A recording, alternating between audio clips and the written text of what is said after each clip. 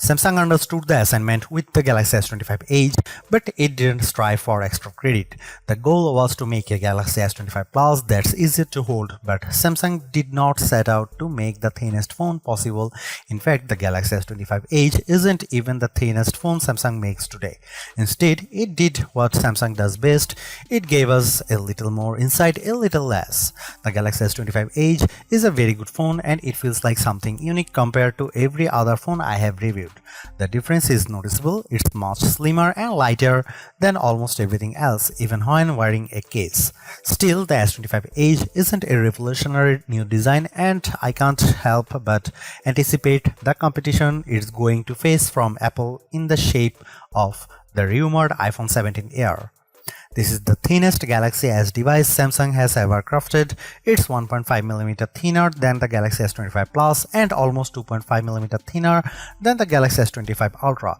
Could I feel that millimeter in my hand? I'm not sure, but between the thinness and the weight reduction, it's almost a full ounce lighter than the Plus and 2 ounces lighter than the Ultra. The Galaxy S25 Edge is undoubtedly a standout. The Galaxy S25 Edge isn't the phone for you if you want the thinnest phone possible. It's the phone for you if you want a Galaxy S25 Plus but wish it were easier to hold. It's the Galaxy S25 Ultra minus the extra bits that you wouldn't use. Like the S Pen stylus, it's not something totally new, but it's a better option for the right buyer. But why didn't Samsung go for broke? Why not make the Edge the absolute thinnest smartphone ever? The Galaxy Z Fold 6 is 5.6mm thin when it's unfolded. Had it shaved another 0.3mm off the Edge, Samsung could have at least said that this is the thinnest Samsung phone you can buy. The answer, of course, is battery life. The Galaxy Z Fold 6 is super thin, but the battery is split between the two halves.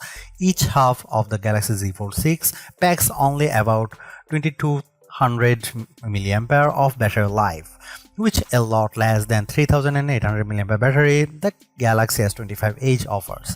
A thinner Galaxy S25 Edge would have meant a smaller battery, and based on my testing, the Galaxy S25 Edge is using the smallest battery it can get away with.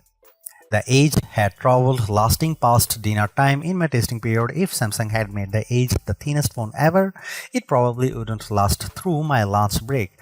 I have no doubt Samsung could build such a phone, but I wouldn't recommend it.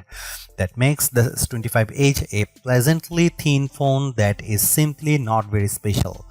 There are no special features that set it apart from the rest of the Galaxy S25 lineup. There's nothing new here. It's a well-crafted device that delivers exactly what I expected, no more and no less. That's not a bad thing, it's just predictable. The big problem is that Samsung is competing against a specter. The iPhone 17 Air could arrive later this year, and it's hard not to see the Galaxy S25 Edge as a preemptive attack by Samsung on Apple's next design concept, because no mistake, Apple is going to make a big deal out of going thin. Apple is going to pretend it invented the millimeter. If and when Apple launches an iPhone Air in September, it will act like thinness is the biggest design innovation since the capacitive touchscreen. All other specs be damned, and I think Apple will be willing to shrink the battery and cut back on cameras even more severely than Samsung. If that happens, the iPhone 17 Air will probably be less capable than the Galaxy S25 Edge in many ways, but it will give Apple the all-important bragging rights. Apple could use the dual OLED display found on the iPad Pro, and recent rumors suggest that rumored phone will be around 5.5mm, making it thinner than any phone Samsung currently sells. In a way, this takes the pressure off Samsung. The Galaxy S25 Edge is a very nice phone and it fits neatly in Samsung's price ladder as a little nicer than the Galaxy S25 Plus, but not as feature-packed as the Galaxy S25 Ultra. It doesn't need to prove anything. The Galaxy S25 Edge does fine with less without trying to be the most. Samsung certainly does make it hard on me to decide if the Galaxy S25 Edge is worth its cost. A phone this sleek is an engineering marvel on its own and surely deserves a premium cost attached to it, but there are trade-offs that I'll go into detail in the other categories. For $1,099 you get a phone with 256GB of storage. Upgrading to 512GB raises the price to $1,219. There are 3 color options to choose from: titanium silver, titanium jet black, and titanium icy blue. There's a part of me that wishes for a couple of extra choices, especially considering how a phone of this caliber begs to be naked to show off its best asset. Samsung does make an ultra thin case that doesn't add a whole lot of bulk, but it would have been nice just to have a couple of extra colors to choose from. The Galaxy S25 Edge is now available globally with up to $630 off in savings with a qualifying trade-in. Like the rest of the Samsung Galaxy S25 family, the S25 Edge gets 12GB of RAM to support the Qualcomm Snapdragon 8 Elite for Galaxy chipset inside. This platform has proven powerful and very efficient in my reviews of the best Android phones this year. The 6.7-inch display on the S25 Edge seems to be identical to the Galaxy S25 Plus. The main camera uses a new 200-megapixel sensor that we haven't seen before, which is a bit smaller than the 200-megapixel sensor on the Galaxy S25 Ultra, but larger than 50-megapixel sensor on the Galaxy S25 Plus. There is no telephoto lens, but the Edge seems to use the same 12-megapixel ultra-wide camera as the S25 Plus. The Galaxy S25 Edge comes with 3900 mAh battery under its display, which is even smaller than the 4000 mAh battery beneath the Samsung Galaxy S25 6.2-inch screen. That's what you sacrifice when you make a phone thin. The real selling point for the Galaxy S25 Edge isn't the thinness, it's the lightness. You have to hold this phone to appreciate it. You can't just look at the S25 Edge if you want to experience how thin and light it is. Photos don't do justice to the remarkably lightweight, and that's a big part of the experience. If you get pinky finger fatigue from balancing your phone, the Galaxy S25 Edge might be the phone that will save your favorite digit.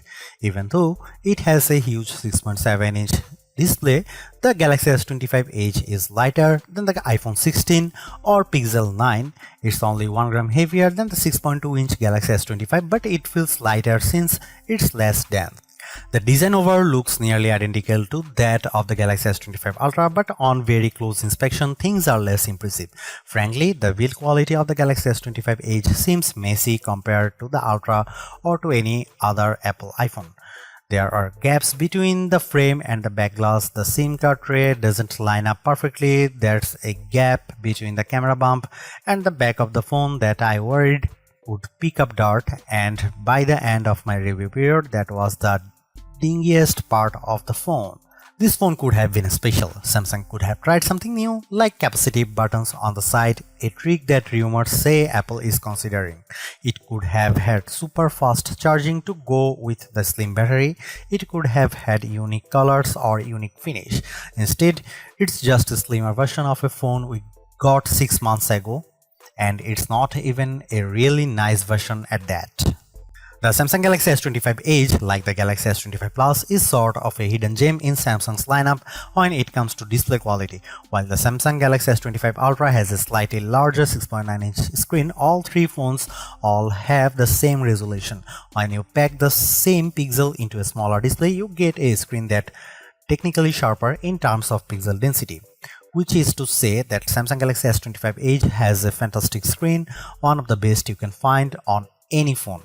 It is plenty bright even in bright sunlight, though the Ultras does beat the Edge thanks to the addition of the remarkable coating that Samsung has been using for a couple of years to eliminate glare on its flagship flat phone. The display can refresh at up to 120Hz.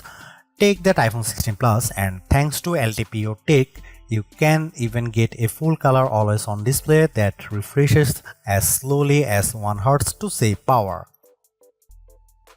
When I heard that the Galaxy S25 Edge would use fewer cameras than its S25 stablemates with one big 200-megapixel main sensor and a supporting ultra-wide, I was excited at the prospect. After all, one of Leica's most popular cameras, the Leica Q3, uses a single large sensor and a wide lens and fakes all of the zoom with digital cropping. If anybody can pull off the same trick on a camera phone, it's Samsung.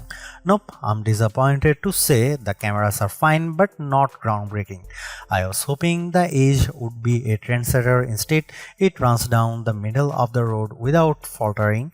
It does a great job at the things Samsung camera phones do well, but it can't handle the all-in-one duties of the Galaxy S25 Ultra. There are no surprises with the Galaxy S25 Edge cameras. The main camera uses a 200 megapixel sensor with a wide lens, and that sensor is a bit smaller than the 200 megapixel sensor on the Galaxy S25 Ultra. No surprise then that the Ultra is still the best Samsung camera phone in more ways than one. Here are some camera samples of the Samsung Galaxy S25 Edge.